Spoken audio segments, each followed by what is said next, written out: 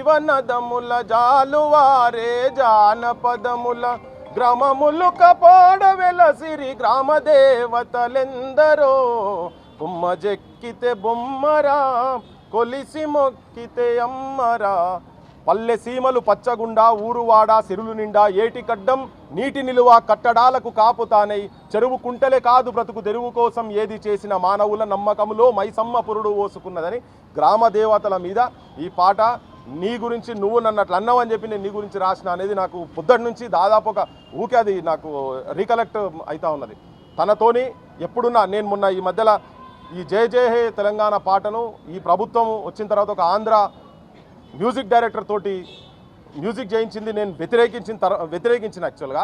కానీ దాని తర్వాత నన్ను 2-3 సార్లు కలిసిన తర్వాత ఎప్పుడు కూడా నువ్వు అంత హార్ష్గా మాట్లాడినావు నువ్వు అని చెప్పి మాత్రం ఇక్కడ ఏం ఒక ఇసుమంతా కూడా ఏమన్నా మన మనసులో తనకు కూడా అది తప్పు అనిపించింది మనకు తెలియదు. కానీ సో ఎక్కడ కూడా అంటే వేదికల మీద ఇట్లా ఒక గర్జించినట్టు గాండ్రించినట్టు మాట్లాడుతున్న పాటైన మాటైనా కానీ వ్యక్తిగతంగా కలిసినప్పుడు మాత్రం చాలా ఆప్యాయంగా ఉండే. నిజంగా తెలంగాణ సాహిత్యానికి తెలంగాణ ప్రజలకు ఇవాళ ఒక తీరని లోటుగా తండ్రికంటే ఇప్పటి నుంచి తన సాహిత్యం ఆగిపోతుంది.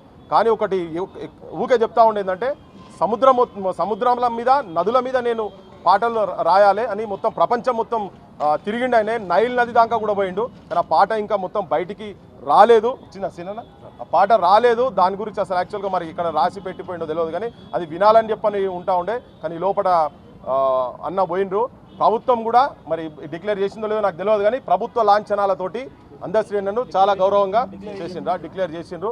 అది స్వాగతించాల్సిన అవసరం ఉంది.